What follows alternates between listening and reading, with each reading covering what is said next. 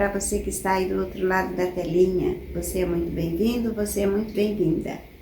Estamos começando os nossos momentos de reflexão. Vamos orar? Senhor, meu Deus e meu Pai, nós pedimos a sua presença nesse momento e a presença do Espírito Santo. Derrama sobre nós o Espírito Santo para que nós possamos aprender mais de Ti e colocar em prática na nossa vida. Em nome de Jesus, amém. O Salmo 15, ele é um salmo curtinho, mas ele é profundamente transformador.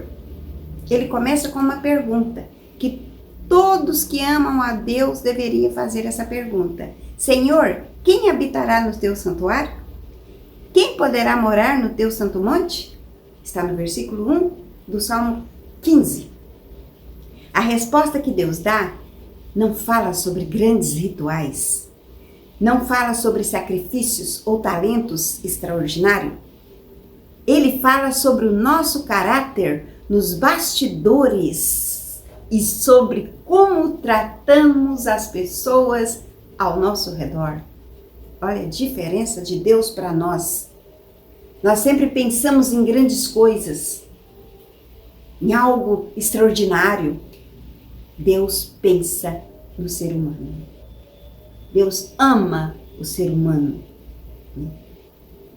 Esse salmo, ele é um salmo sobre a beleza e sobre a integridade. Não estou falando dessa beleza que nós temos por fora, não. É a beleza que vem de dentro. E essa beleza que vem de dentro é a beleza de Deus. É onde nós enxergamos o nosso semelhante. Nós não fazemos acepção. Aqui nós vamos conectar Efésios 4, Tiago 4 e Mateus 5. Para embelezar ainda mais para o nosso conhecimento, para que nós possamos sair daqui completamente revestidos pelo poder do Espírito Santo. A primeira mensagem, a beleza de uma vida sem máscara. Para que mentir? Para que ser o que não é? Aqui eu estou de um jeito, lá adiante eu estou de outro, na minha casa eu sou alguém, na igreja eu sou outra pessoa, na escola eu sou outra diferente também, no meu trabalho também super diferente. Para que viver de máscara? Nós vivemos num tempo, infelizmente, onde as aparências valem mais do que a essência. Uau, eu ando de carrão, mas está faltando comida na mesa, porque eu tenho que pagar a parcela desse carrão, mas lá eu tenho que aparecer. Porque se eu chegar lá a pé, andando de ônibus, ou um carrinho velho, eles vão me olhar como ninguém. Que te olhem como ninguém, mas você precisa entender que nós temos que ser gratos a Deus por aquilo que nós temos, por aquilo que Ele nos deu. E às vezes falta gratidão. Falta gratidão, por isso as máscaras. Não, eu tenho que parecer que eu sou. Não, eu não sou nada. Eu sou aquilo que Deus me deu. Eu sou feliz com isso. É fácil usarmos máscara para parecermos fortes, né? Não temos problemas. Somos perfeitos. Por favor, que ser humano é perfeito aqui na face da terra? Todos têm problemas. Todos têm decepções, todos temos tristezas.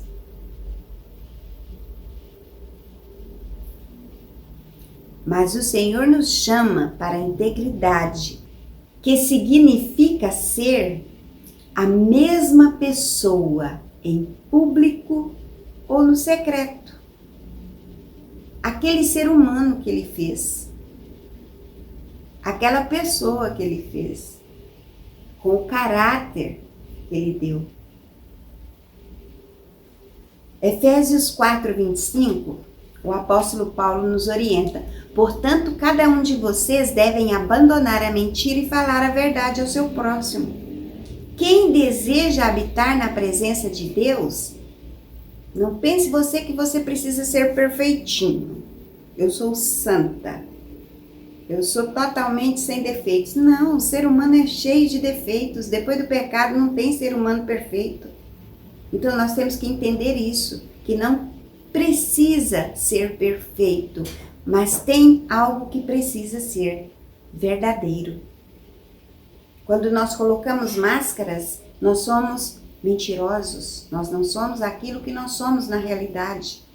Então Deus quer que nós sejamos verdadeiros. Falar a verdade de coração vai nos libertar do peso terrível de termos de sustentar uma imagem que não é real. Nos faz sofrer, nos faz muitas das vezes desanimar. É uma vida de mentira, é uma vida que não existe. Então, a verdade, ela é importante. A verdade, ela precisa estar no nosso coração para nós nos libertarmos de quaisquer pesos que venham estar presente nas nossas vidas e a gente carregando o pezinho. Não, seja verdadeiro. Seja verdadeiro e fiel ao Senhor. Segunda mensagem, o cuidado ao falar do próximo. Interessante assim que guardar os mandamentos do Senhor. Mas o que é guardar os mandamentos do Senhor? É amor. Mas amor a quem? A Deus em primeiro lugar, depois para quem? Para o próximo, né? Então o cuidado de falar desse próximo tem que ser a essência, né? Tem que ser aquilo que Deus nos ensinou, que não usa a língua para difamar, que nenhum mal faz ao seu semelhante e não lança calúnia contra o seu próximo. Ei, está escrito. Está escrito. E quantas das vezes nós fazemos isso? Quantas das vezes nós caluniamos?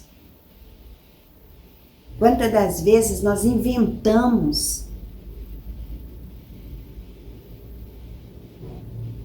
Ficar na porta da casa da gente, sentados, reunidos ali, para falar mal do vizinho, para falar, difamar a vida de fulano, beltrano, cicrano.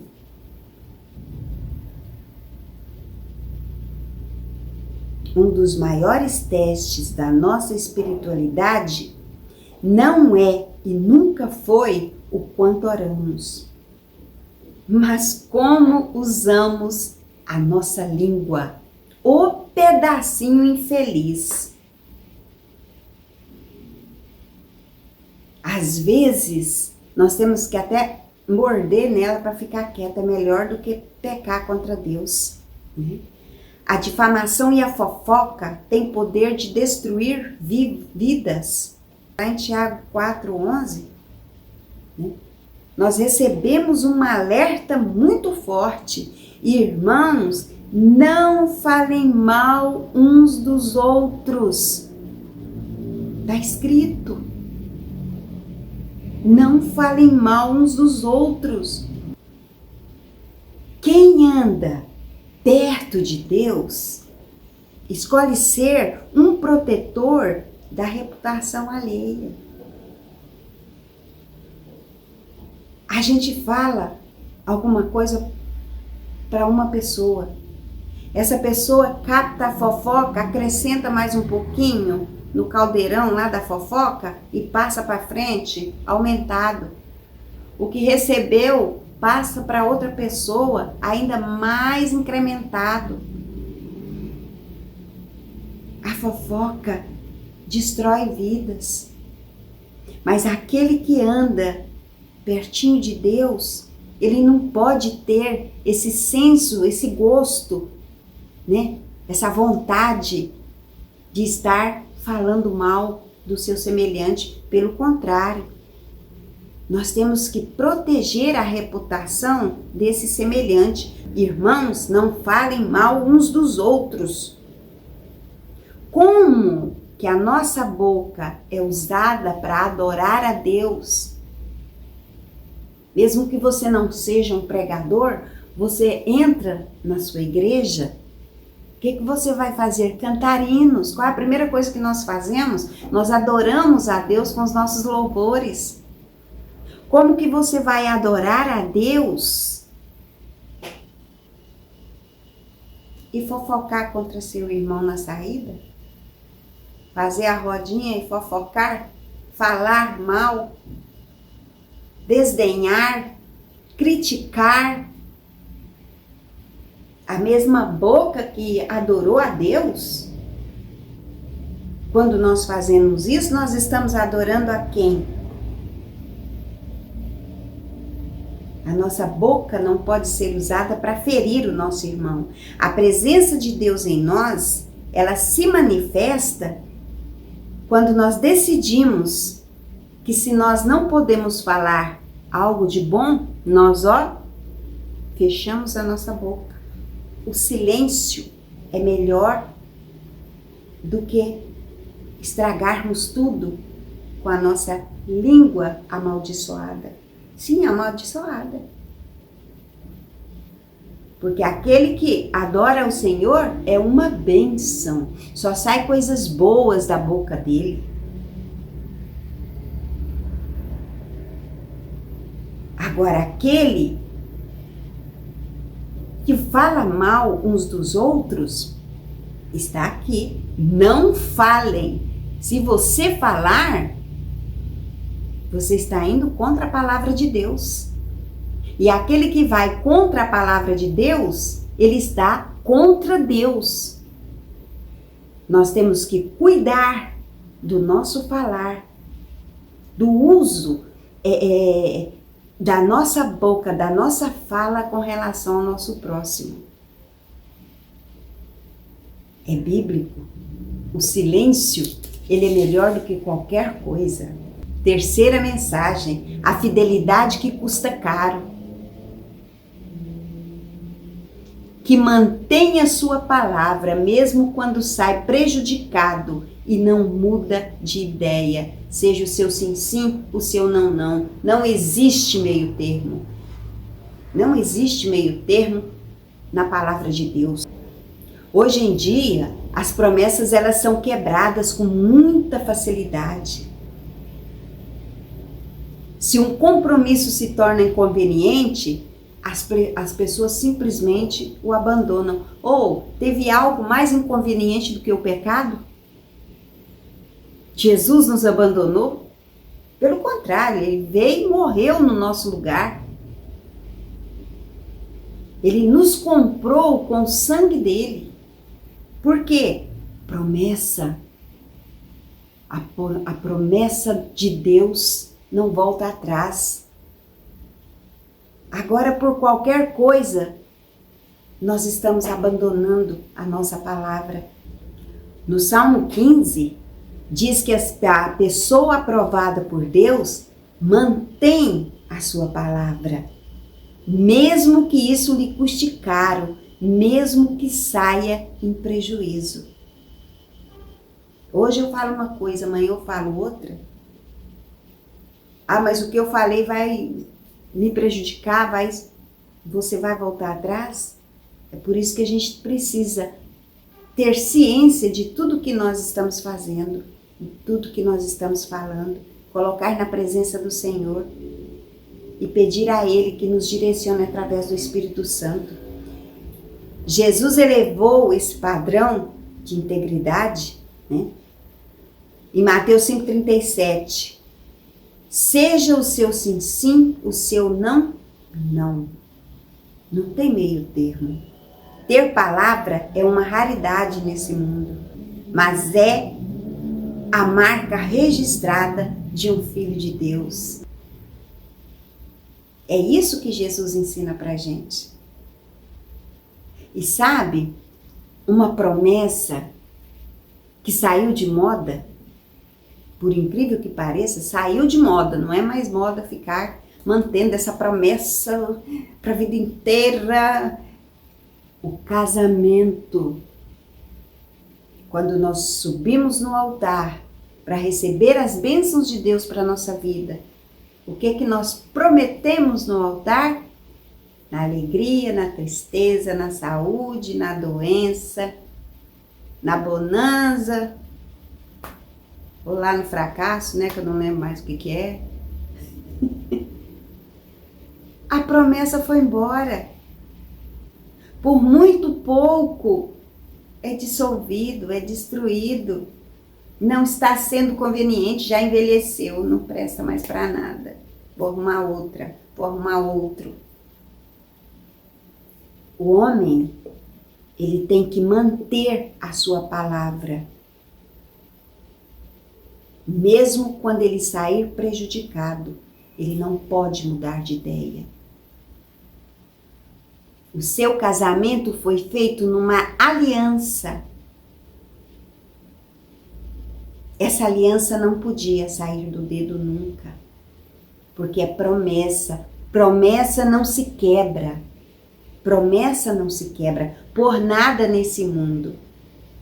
Tem consequências. Tem consequências.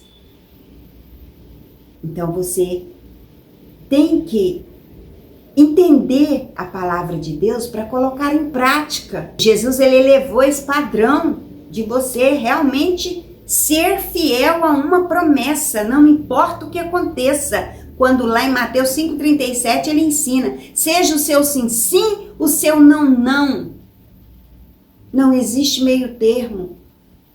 Eu não quero mais, acabou, não sinto mais nada. E etc, etc, etc. Ter palavra é uma raridade nesse mundo, mas é a marca registrada do Filho de Deus. Presta bem atenção nisso e comece a mudar a sua vida. Comece a desembaraçar a sua vida, compreendendo a palavra de Deus e colocando em prática aquilo que você aprende aqui. A recompensa para quem vive assim está lá no último versículo do Salmo 15. Quem age assim jamais será abalado. Oh, glória a Deus! Seja forte. Seja um leão, uma leoa na presença de Deus. Cumpra as promessas que vocês fazem, que nós fazemos perante Deus. E assim nós nunca seremos abalados. A integridade é a rocha que nos mantém de pé nas tempestades da vida. Aquele que não peca,